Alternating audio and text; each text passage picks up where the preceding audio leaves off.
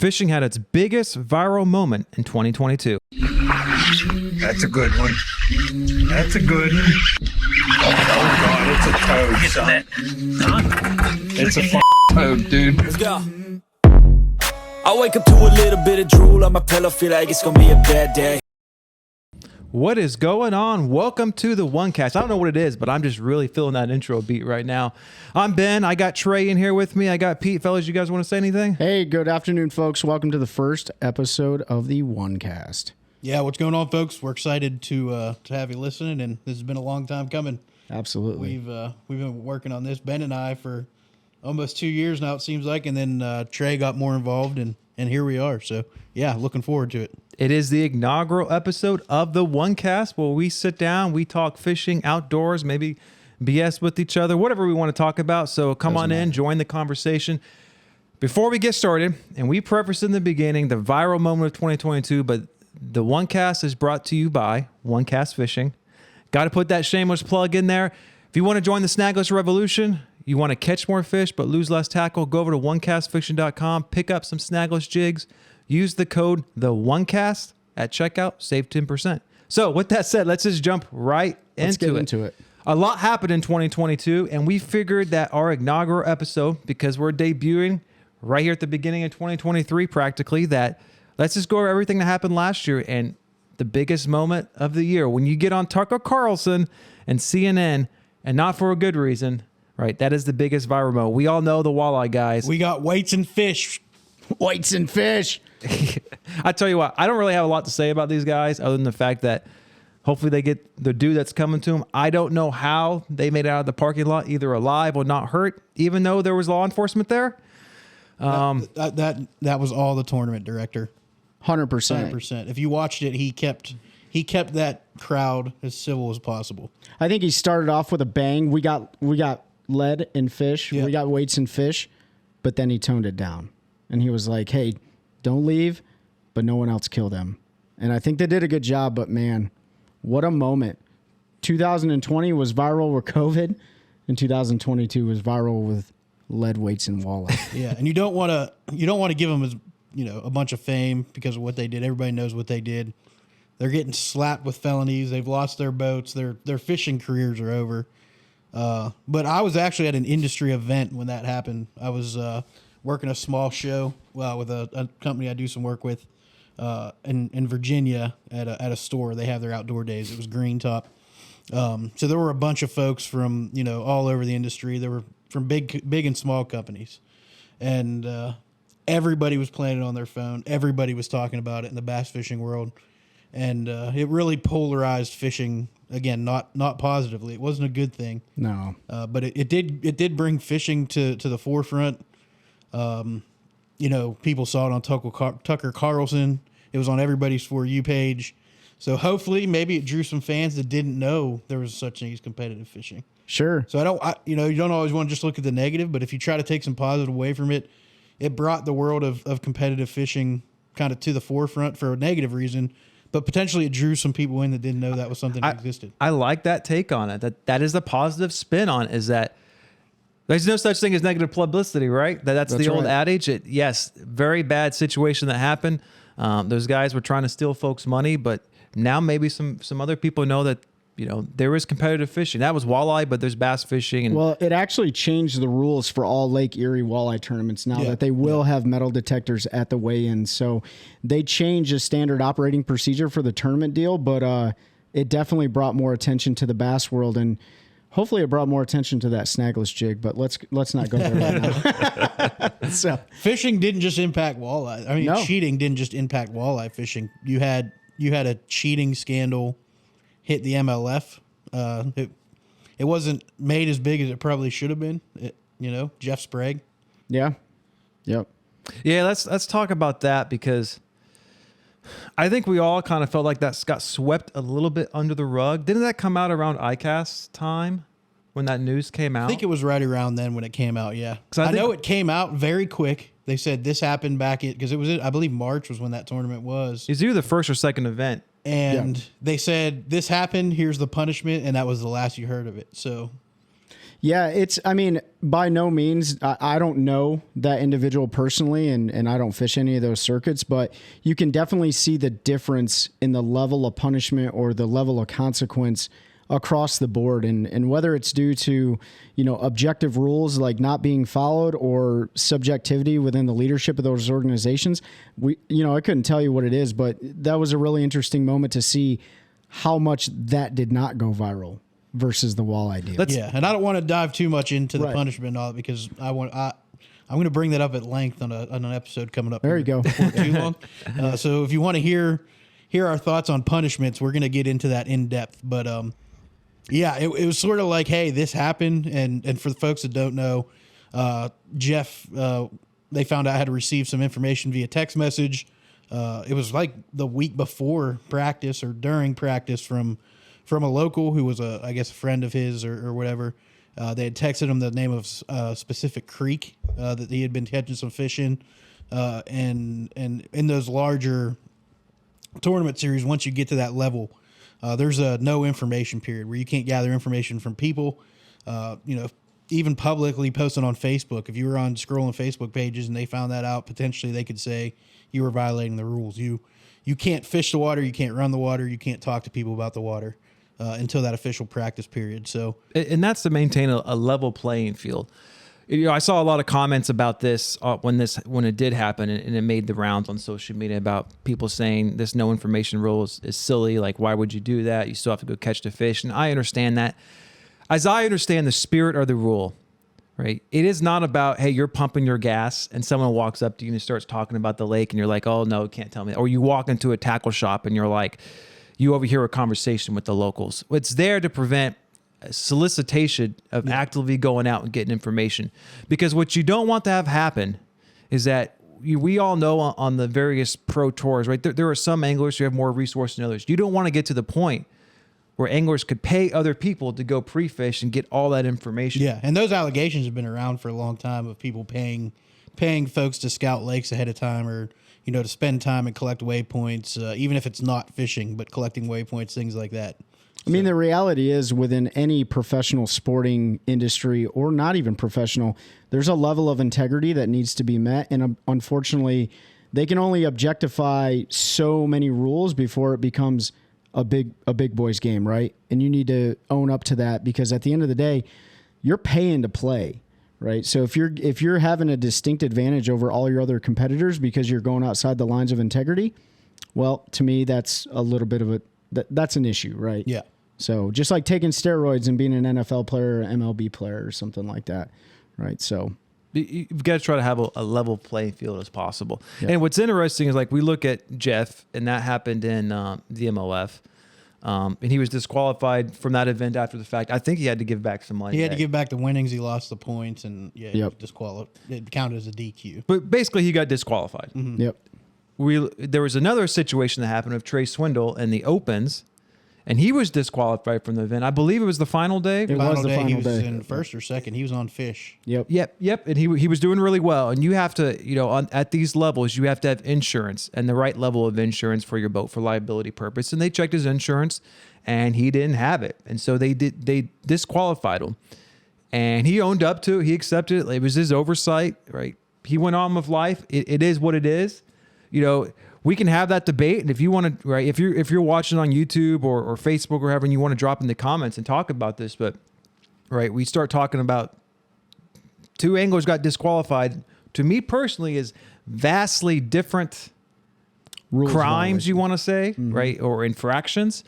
Different series, different levels if you look at it too. I mean, Yep. Swindles at, if you want to call it the AAA level, trying to make it to the pros. Essentially, you're a pro fisherman if you're fishing the Opens like he does. Where you're fishing all of them trying to qualify, but he's not at that next level. But that's one thing with bass is very clear on those specific infractions what the punishment is. So there's no question. Everybody knows ahead of time. Now the debate was, why don't they check it at angler meetings, captains meetings before, check it at the beginning of the year. And I don't have an answer for that other than they've always done it the way they do. Mm-hmm. His uncle, G-Man, got on and talked about it and said they've checked boat 2, 4, and 6 for the 30 years I've been doing it. Yeah. Sometimes it's 2, 4, and 6. Sometimes it's 1, 3, and 5. Yep. But you don't know when it's coming, but you're going to get checked at some point in time. And I get it's the open, and there's 225, 250 people. It's hard to check every single one, but that's a great point.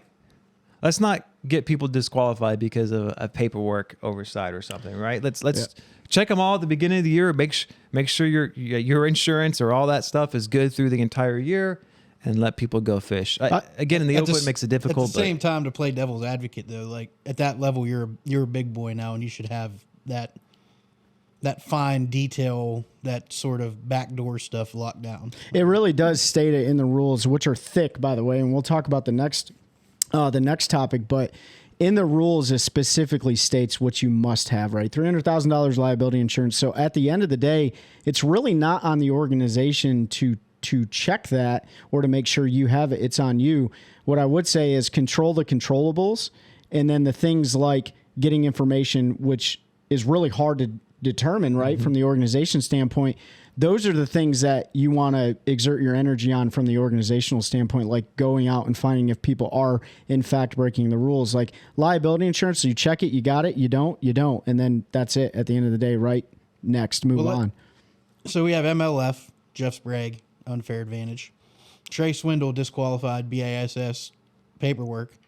There was another one with Jacob Wheeler and Alton Jones Jr. This one's tricky. This is a tough one because, one, they violated a state law, and most tournament trails, I have to dive into MLF a little bit more and see how it states, but most tournament trails, it's a DQ if you do that.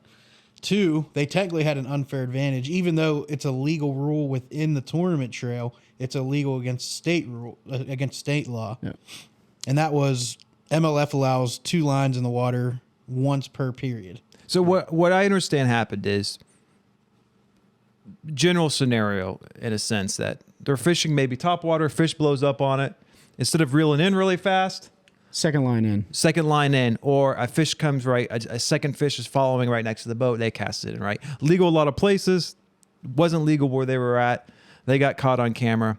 To me, it's not a big deal. They're traveling all over. Yes, you should look at the rules. The organization, I think, should probably brief unique, specific state rules. And they didn't do that, so they covered the fines. I know it made the rounds. There was some debate about it. But to me personally, this isn't like in the scheme of things. This is like on the far, like the minor things. Yeah, and I didn't. It kind of divided the fishing world. There was both sides. We're going to talk about it more again when I bring up a topic for an upcoming podcast. But it's all about malicious intent. Can you prove there was some form of malicious intent behind it? But yeah, all great points, all great topics, and I know we're going to deep dive into it in the next segment. So, but now we're moving on, right?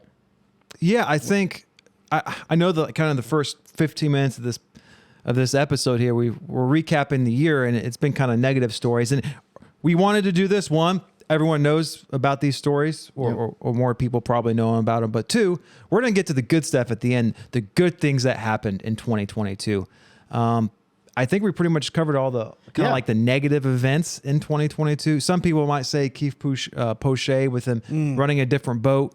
But look, he's inside the rules. He does it all the time. He ran that boat all year. Unless you guys have a different take on it. That was a non-issue. I mean, he ran that boat all year. They were just mad that it was a boat that he could get places others couldn't. Yep. And this was the Open it was in Oklahoma, right? It was on, what river was it on? It was on. I can't remember which river. I just know that he found something else and no one else did, and he had the ability to access it where no one else could access it, and that was because he chose to put himself at an advantage and a disadvantage at the same time, right? So at the end of the day, he chose to run an 18-foot tin boat because that fit his fishing style. You pay to play the game. He was within the bylaws of that organization. At the end of the day, there were some other people that tried to run block against the game that he had going on, which, that to me, that was a huge unwritten rule. Like, don't mess with his stuff. But he was within the laws and regulations, both from the organization and from the state. So I don't think there's an issue. And like Pete said, it was a non-issue that was made into an issue. Exactly. Especially considering for the rest of the year on big water lakes and tournaments, he's at a disadvantage because he ran that boat all year. Yep. Right. So, that's his strategy. And I kind of like seeing that too. Different anglers knowing their strengths and playing to their strengths. None of us have a problem with it, sounds like. I don't prefer the cookie cutter approach to everybody having the same thing. Again, you pay the entry fees. A lot of these anglers pay for what's on their boat, or they have some sponsorship deals. But at the end of the day, like these AAA levels, like these guys don't have all the free gear given to them. So whatever they choose to put on their boat is of their choice. And that's another big misconception, that people think even when you make it to the elites, you're getting gear given to you. You're like at the 1% of fishing when you make it to the elites or the Bass Pro Tour, and maybe 1% of those guys get that gear actually given to them. Most of these guys, believe it or not, folks, whether you want to believe it or not, I know some of them personally, they're friends of mine.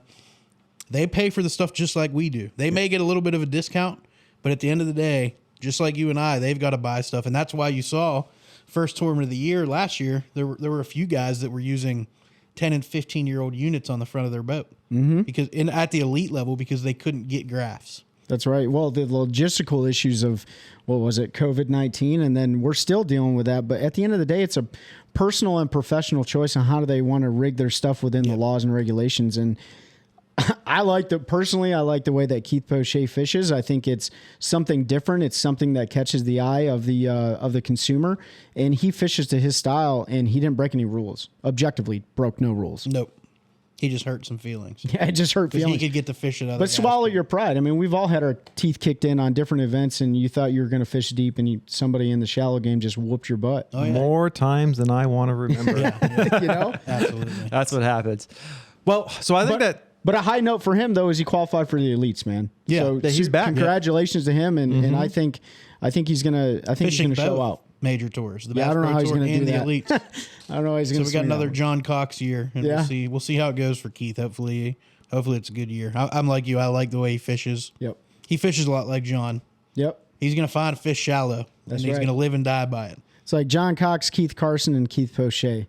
Those little shallow water sticks right there. They're going to run. They're going to run the bank, and they're going to find fish, and they compete. So Yep. So I think that pretty much covers, like, if you want to call it negative, but the bad in 2022. So let's talk about some of the good stuff. And the big thing I want to bring out is how well the fishing was this year at some of the major level tournaments. Look, if we look at Bassmaster, the Elite Series, there were 9 century belts. So 9 anglers. Actually, I think one did it twice. Am I right there? I'd have to go back and look. Yeah, but there were 9 century belts. So 9 anglers over 3 tournaments caught over 100 pounds of fish, which is absolutely phenomenal. Now, 4 of those were at Lake Fork. You kind of maybe expect a couple there as long as you hit it right. But we had 2 at Santee Cooper they hit right. 2 on the St. Lawrence River, including 1 smallmouth. all smallmouth. All smallmouth. Jay, yep. Which might be the most impressive single tournament I have witnessed watching, on Bass Live, because that was phenomenal. That's something you're not going to see. I'm not going to say you're not going to see it. We're going to see it again in our lifetime. The Great Lakes are just putting out giants right now, but to see a 3-day tournament total, 5-fish tournament, 100 pounds, all smallmouth is Slugfest. I never would have dreamt of that. I mean, when I started fishing the Great Lakes, a 4-pound fish was a good fish. Now you don't even get to scale out for a 5.5 or 6. Yeah. When 25 pounds doesn't even get you in the cut, you're like, well, and that goes to show you that hopefully we're doing something right. Like from a conservation and biological standpoint, like keeping the water clean, making sure that the Fish and Wildlife, or DNR as they call them up north, maintain those waters and restock and manage fish well. Like that's an example of what's going on. And it's really impressive too that it was so good considering how much the water got beat up due to COVID. I mean, there was more pressure on the lakes in 2020 and 2021 because nobody had anything to do. Right. So we saw the fishing industry boom and the waters were just packed all the time. And for 2022 to roll around in however many century belts were handed out during that time, that's amazing. I see it. And I think on some of those bodies of water, I think COVID actually helped. Because if you look at Jordan Lake, there was 1 ramp open for a lot of COVID. So there were times that I fished and only saw one other bass boat. Because of the one ramp was on the other end of the lake from the mass population. People didn't want to drive as far. Harris got a little bit busier locally because those were both state ramps and they stayed open. Yeah. But the state parks were closed, so those ramps were closed. The Army Corps closed their ramp. Yeah, for a while. For the most of COVID.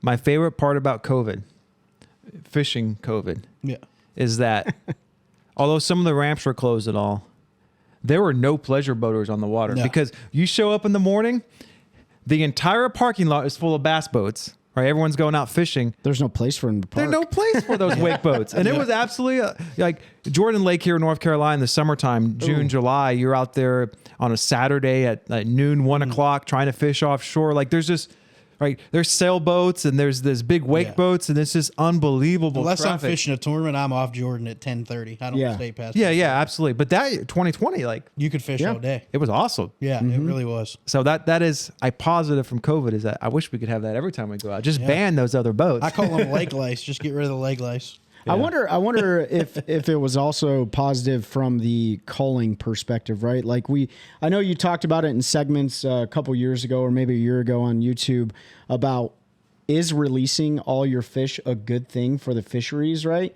And so maybe, I don't know if this is the case, but were a lot of people keeping fish during the COVID time and actually helping the predator fish population during that time, calling out some of those smaller fish and things like that. So maybe that was a positive impact, right? And there's a lot of scientists that will tell you different things. Hopefully in the future we can have a biologist or something on with us. Yeah, that'd be good. So we had century belts. We had multiple double-digit bass caught.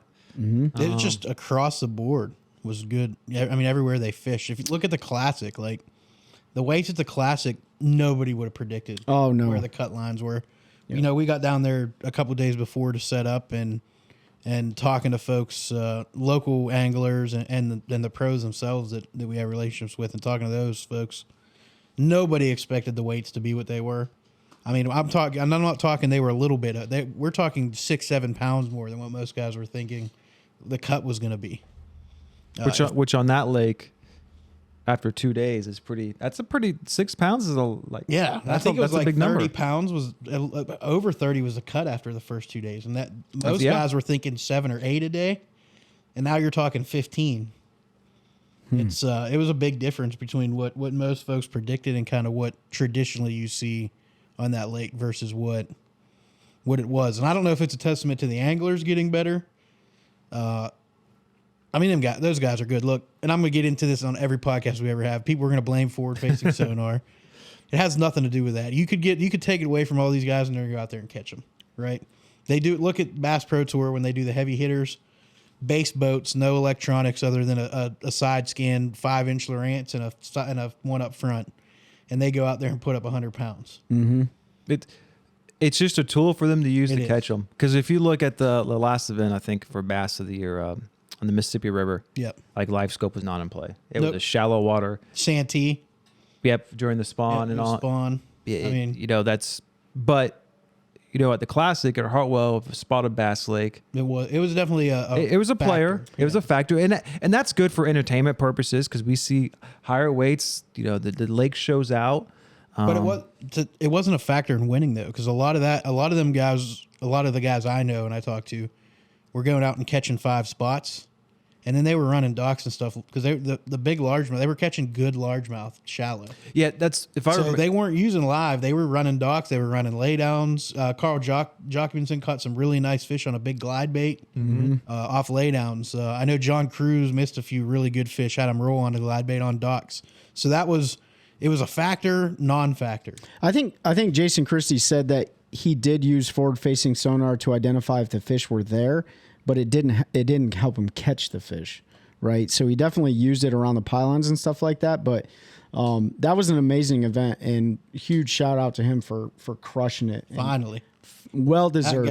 Well deserved. Been right there out for. Yep. And I think I think he even said it was on the same dock that he lost the fish on a few years back that cost him the Classic. But that was an amazing event, and that's definitely on one of my bucket list lakes to get down there and fish. It's so close to us anyways. It is. So But yeah, so so Century Belts, and then the Anglers of the Year, and we talk about the classic event or Red Crest.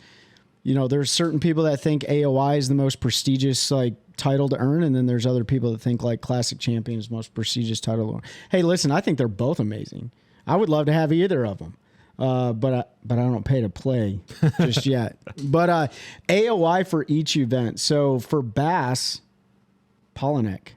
Yep. That was interesting because everyone thought with 2 tournaments to go, he had such a lead that he had it wrapped up. While he was not good for him, and then come to the first day of the Mississippi River, he was like way down on the list. Sweating. He was sweating. He had to go out and catch him in the afternoon because all he had to do was make the cut. But he was not even close to the cut until the afternoon, and he was clutch, put him in the boat, and sealed the deal. But it was a lot tighter than I think anyone thought back in maybe 2 or 3 months prior to that event. Yeah, and going back to what Trey said, for me, I think the Angler of the Year is the more impressive of them between winning a classic or winning Angler of the Year. If you can win one Angler of the Year or multiple, I mean that means you are consistently fishing at the top of the best 120 fishermen in the world in whatever league you're fishing in. That's you can't have a bad day. Yeah, that's true. Brandon was lucky that he was as far ahead as he was to be able to have a bad tournament. But if you look historically, you can't have a bad tournament or you're done. Yeah, that's true. And I guess that's a testament to how good he fished at the beginning of the year. And I know, I'm sure he felt the pressure because there was real talk of him missing Oahe because of the birth of his daughter. Yeah. They thought he was going to have to miss a tournament. It all worked out. You know, he had his baby girl. He was able to be there and everything was good. But, I mean, it's essentially if he misses one, he's probably out of it. But he had enough of a cushion where he could have that bad tournament and make it up. I think his performance, just his mental agility, it's uncomparable. Like he's like, I don't know who you want to compare him to. I don't compare him to anybody, but like he is your modern day insert name here, right? Like the mental agility, the ability to, and he probably does internally stress about things. We all do, but like just to see how he processes information and see how he has that mental agility and resiliency to bounce back from a bad day on the water without checking the points and seeing where he sits and dealing with everything that he dealt with on the road. Man, I'm super impressed with him. Like he's somebody that I would love to be paired up with and just pick his brain, I don't know, for years to figure out what's going on in there. He's a very, very, very good, well-rounded angler. Mm-hmm. Yep. But he definitely excels when he can get on and fish offshore. Yeah, huge congrats to him. Who won MLF AOI? Jacob Wheeler. Jacob Wheeler. Yep. Okay. Did you have to ask that question? Yeah. Come on. Because we all know the answer. Everybody knows. How many is that for him? About 30? I don't know. But he's on a hot streak. You talk about a dude that can catch a fish in a mud hole. Yep. I mean, that dude is awesome. The guy can fish Like- anywhere. Lakes, rivers, streams, ponds. Yeah, that's true. I don't have worry. I mean, he's just phenomenal. Yeah. What do you say about a guy like that? But here's a hot take. No matter what he does throughout the rest of the career, unless he wins a Bassmaster Classic, he'll never be the greatest. I'm not getting Ben went there. That's all right. We can go there too. We'll get into this someday. But today's not. That's an opinion, right? Which one's more prestigious? You know, one that's been around forever, or one that's brand new and hot on the market. But I mean, they've always given Angler of the Year out though. Yeah, I think so. If you were to put Jacob Wheeler against Polinick, who would win? Man, that would be a slugfest. That Them would dudes be. are both very good offshore. They're both very good shallow. You look at what Wheeler did when they came here for the heavy hitters and picked Harris apart. And Yeah, and he didn't win, but I think he won big fish, which was 100,000, and caught fish consistently. So he can fish shallow.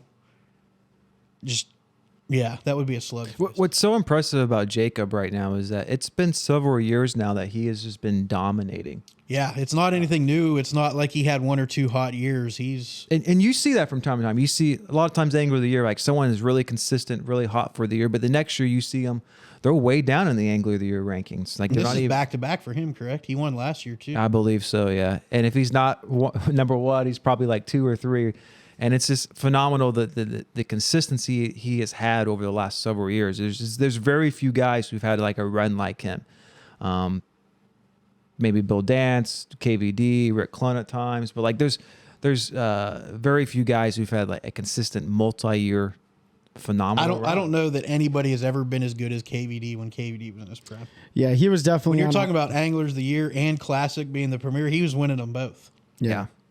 I'd like to say that I am from Kalamazoo, Michigan originally, so You're best buds with KVD, right? But hey, Trey's a good fisherman, but it was not in the water. yeah, that's true. No, you're right. I mean, like KVD, man, like it's hard to put numbers against his, but there are some greats, and I think Jacob Wheeler and Polinick are going to go down with the greats. I think they absolutely will. I think, my personal opinion, I think Polinick is a better shallow water fisherman than Wheeler is. I think Wheeler is dominating offshore, but you put them side by side in any fishery, and it's going to be neck to neck. So Where Polinick really impresses me is that mid depth game. Yeah. Where most, like I struggle, a lot of anglers struggle in that 5 to 9 foot range. Yeah, I struggle there. That is my struggle point. That's it's a tough column of water to fish, and he does a really, really good job of finding fish in those areas and then catching them. Yeah. Yeah, they both run similar equipment too. Like when you look at the way that their boats and stuff are set up, like they run pretty close to each other as far as they do. But I think you're right. That 5 to 9 foot range, like I'm either hitting the bank or I'm going out deep. I don't want to play in that area. Yeah. So he's really good at that. But congratulations to both of those guys. And then we move on to AOY for the National Professional Fishing League. And I don't know a lot about this guy. I do know he's a northern angler, but that's Gary Adkins, correct? Mm-hmm. Yeah. And he's the one that hoisted the gold shield for the MPFL. So huge congratulations to him.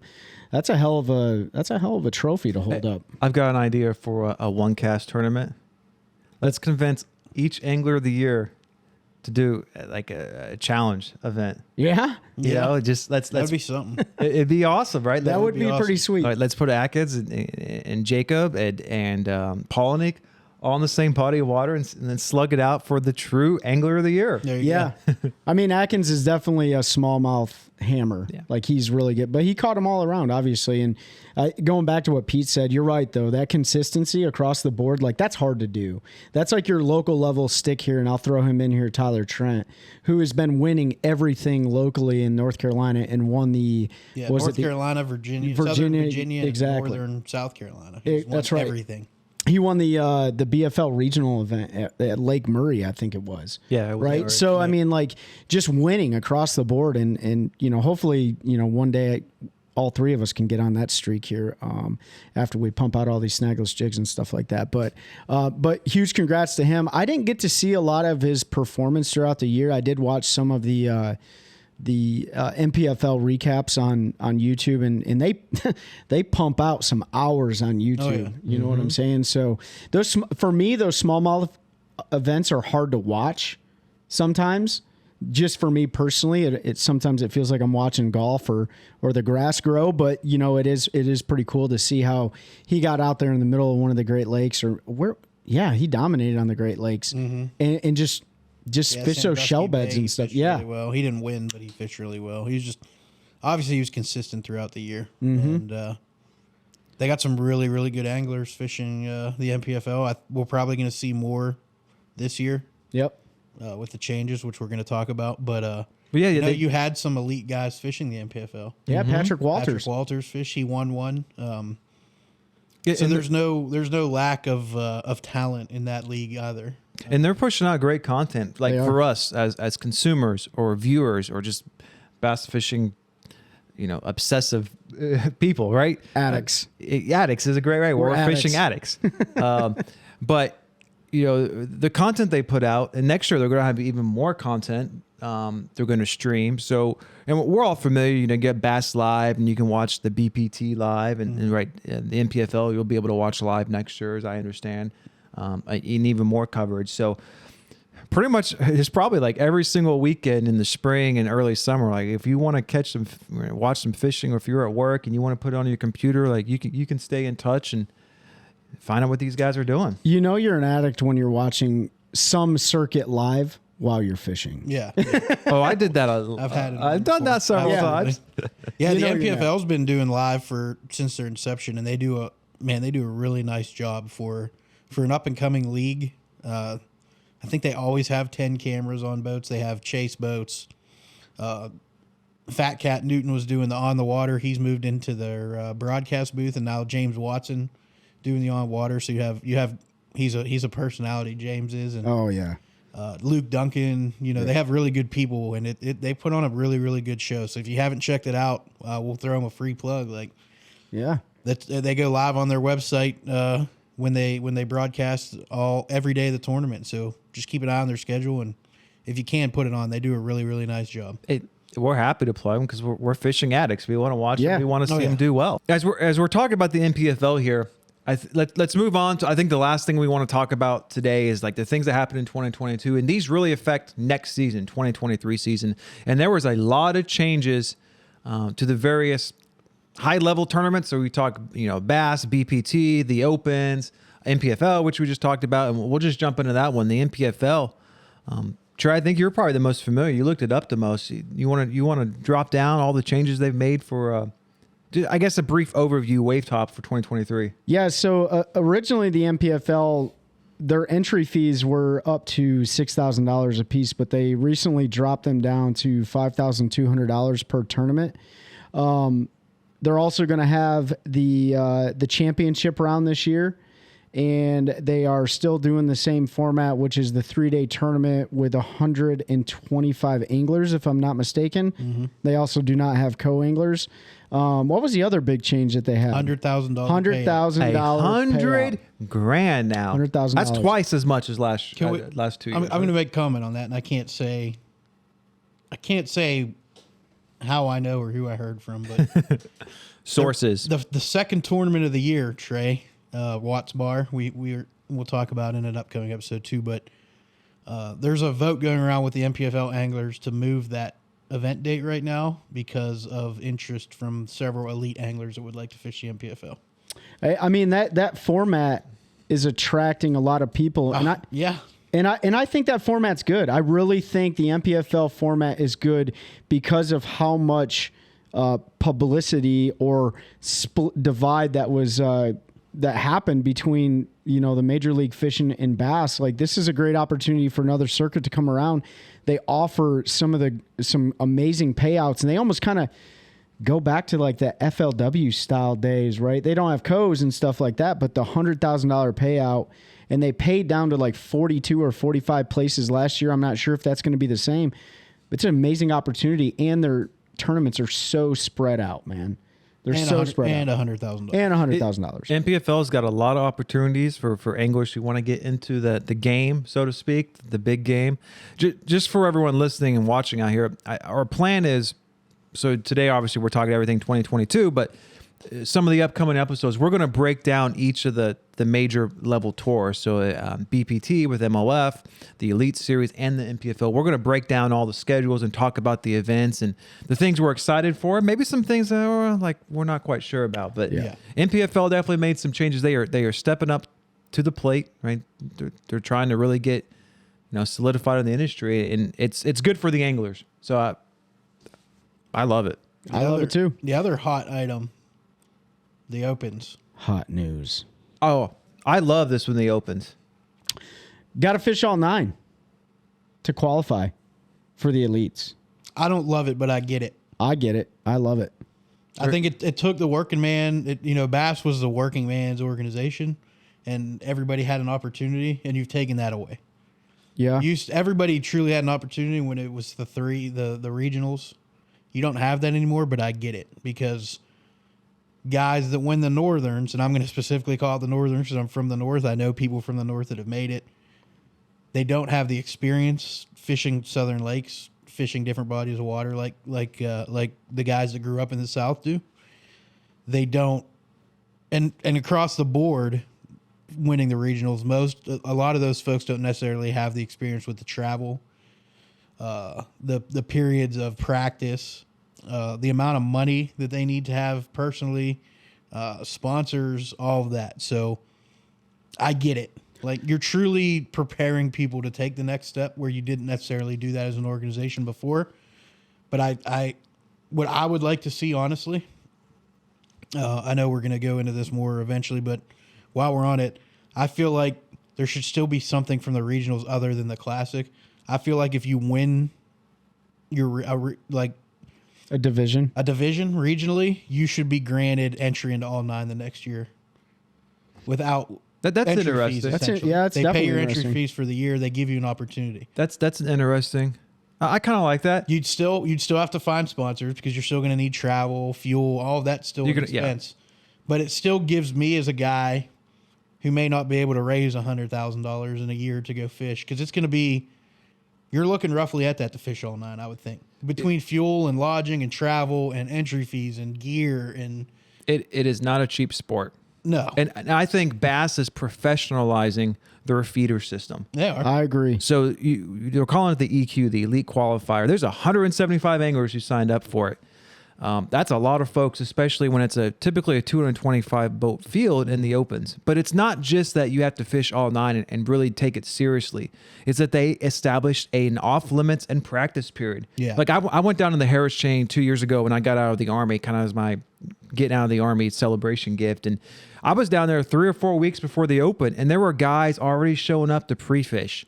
And, if you're a local guy, you can do that. And what I think Bass is trying to do is try to weed out some of the folks who, I see the opens coming to my local lake that I do pretty well, I know well, and basically try to cash a lottery ticket and try to win to get to the Classic. Because if you still go and you still win, right, you're still going to go to the Classic. If you fish the other 2 in your division, Yeah, you have to fish all of them. Yeah. but by establishing, practice off limits, having to fish all 9, it is right. They are professionalizing their feeder system, if you want to call it AAA, but they're getting anglers prepared to compete at the highest level.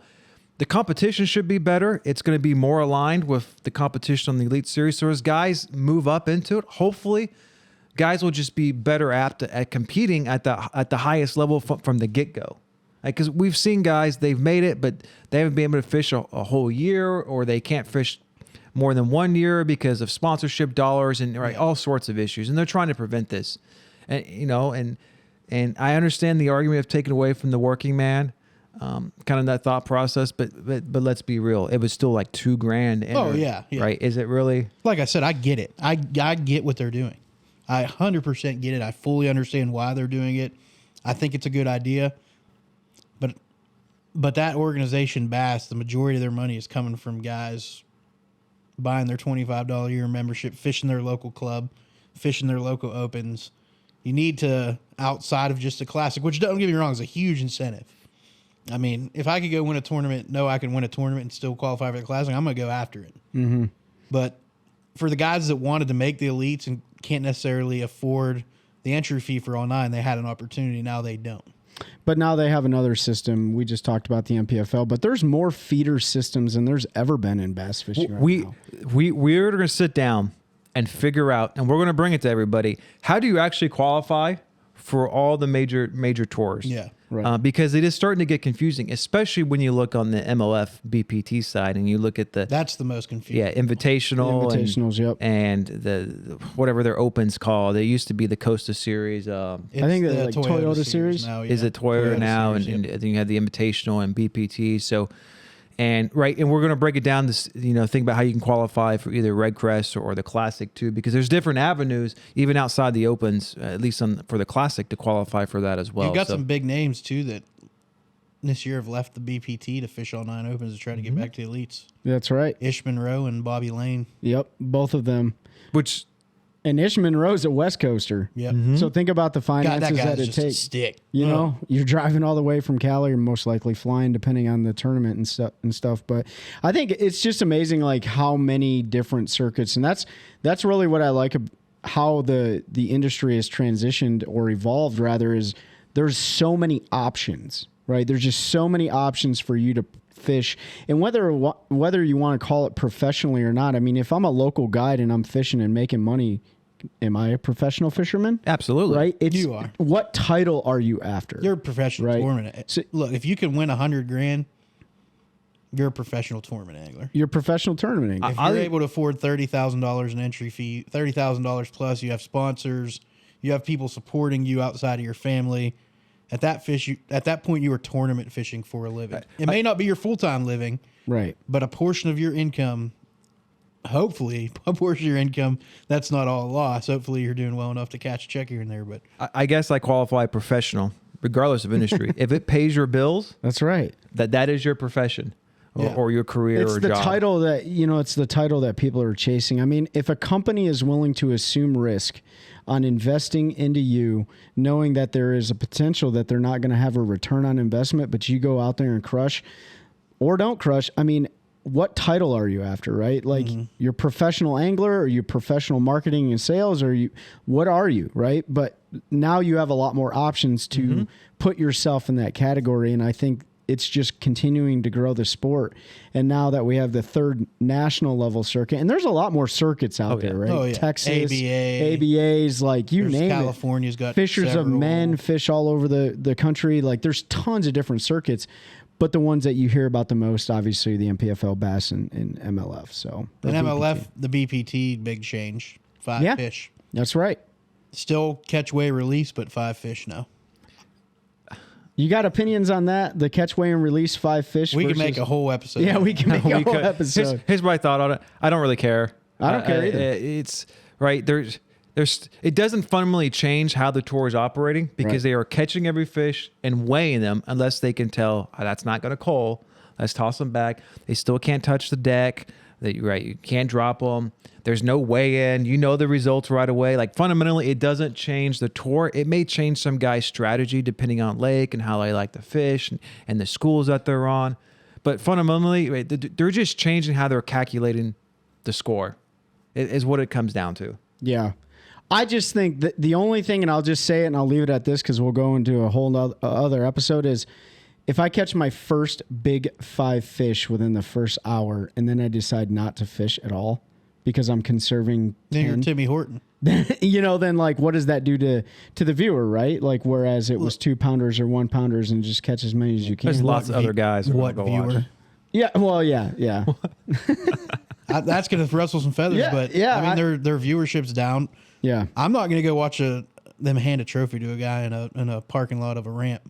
Yeah. I mean, and there's a lot of people that support it and that don't support it. I just think it's something different. Fishing is fishing to me, but you're right. At the end of the day, I'd much rather watch 5 big uns come to the scales. The fanfare's killed. And I like what they do.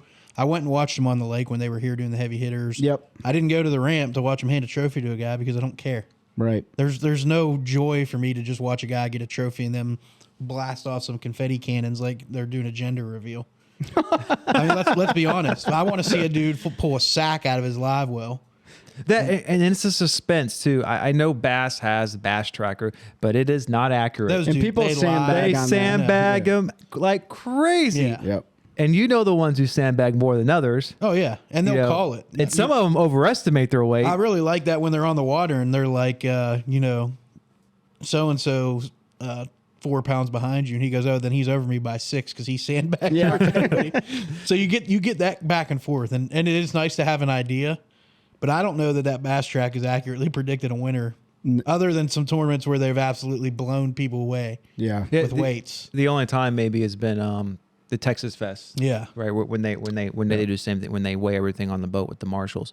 But I guess personally, I like the 5 fish because I'm only saying that because when we talk about how big was the bag, like 5 fish and the weight associated with that level bag is just kind of like the standard in fishing.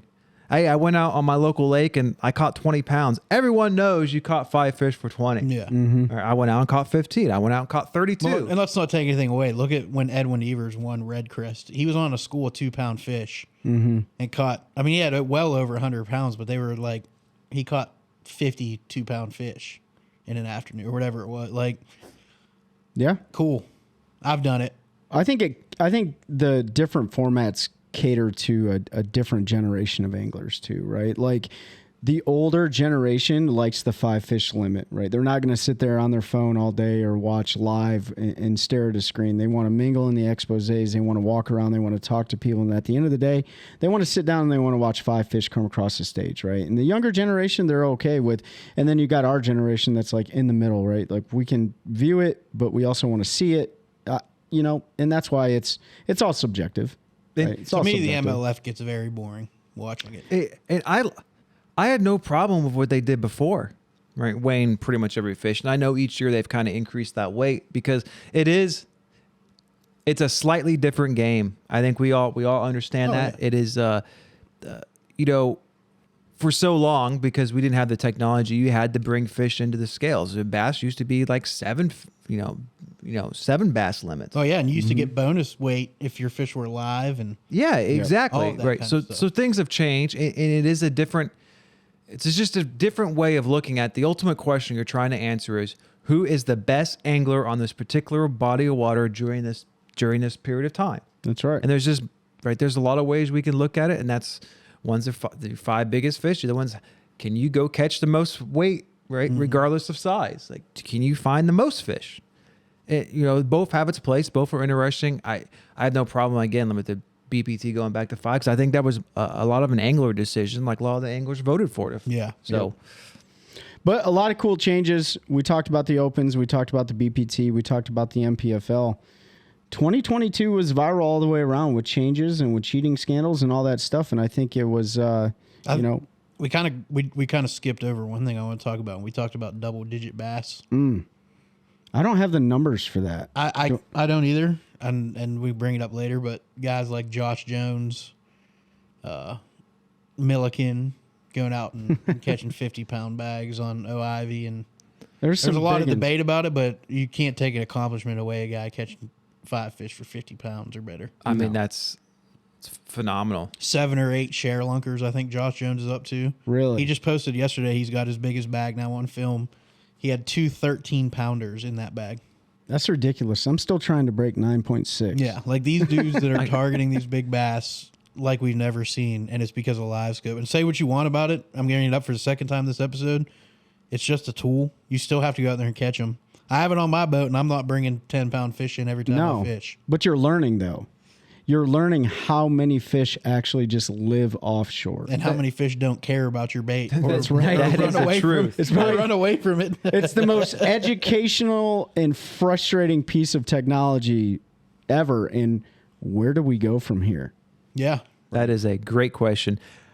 Champions 2022. Bassmaster. Here's where we Classic go. was who? Oh, yeah. Jason Christie. Jason Christie crushed it, man. Yep, we talked about it briefly, but super happy. I've been lucky to meet him a few times. Haven't got to talk to him a whole bunch, but super nice guy. Really happy to see him finally win one after the last couple of years. And then who won Red Crest this year? Was it Bobby Lane? It was, yep. Yeah, Bobby Lane. Bobby Lane. And Bobby's Red Crest. actually what you said. I think Bobby's stepping away, He's isn't he? stepping away from BPT. Stepping away, fishing and all he's- 9 opens. Him and his brother, they both, one has a blue trophy, one has that classic trophy, and one has that Red Yep, Crest trophy, yep. and he's going to chase that one down.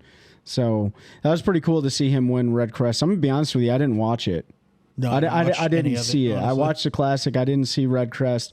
I definitely saw some of the recaps on YouTube Yeah. and stuff like that. But yeah, that's your champion for MLF. For BPT is Bobby Lane, Jason Christie, and then for the MPFL you have Gary Atkins. Was the No, angler. that I'm was sorry. Angler of the That Year. was just angler of the year. Yeah, he was Angler of the Year. Who was the? They don't have a They didn't have championship one. this year, so they'll have one. And So that that's is their another new champion. thing for 23. Yeah. They'll have a championship now. NPFL top, if I remember correctly, was 40 anglers and points, $250,000 payout, and they haven't announced the lake or anything yet. But That's a great payout, too. What do you think their trophy is going to look like for the MPFL? You got the man, gold one for the AOY. I'll tell you what, the NPFL has the coolest biggest, trophies yeah. and biggest. Yeah. Them jokers are big, but I appreciate what that league's doing, man. It's been fun to watch. 2022 2022 was it's a little weird year. It's done. It's a good year for bass fishing. We're fishing in general. We had some negative stories. That's always going to happen. But, the fishing was phenomenal. All the tours are phenomenal. They provide a product, right, for all of us who are fishing addicts that we can enjoy. Yeah. Depending on our particular flavor and how we like to fish and how we want to see that judged. But 2022, overall, great year, I think. But 2023, who knows? Anything could happen. Hey, all I know is it's given us a platform to talk about our opinions, right? Like it's given us an opportunity to get out there and talk to the viewers and stuff like that. And for 3 guys, average anglers, to sit around here and shoot the beep, right? So It's 23 is going to be a fun year, man. And big thing for 23, we'll close it off with this if you guys are good with it. If you're coming to the Bassmaster Classic, we'll be there. Yeah. We'll have our booth. We'll be set up. Come say hi. Yeah, we'll let y'all know the booth number once we have it, but come say hi. We're probably going to, we're talking about trying to do a show from there. We have the equipment to carry with us, so we may put together a little pre-show for the Classic. And if you listen to these leading up to then, hopefully we have a bunch of episodes out. And yeah, come say hey. I'll finish with this. Cast your questions at us. We want to hear from the viewers. We want to know what your thoughts are. Anything you'd like to see different, any questions that you need answered, or any comments that you just may have, cast them at us. We're here for you. Go fish. A lunker's one cast away.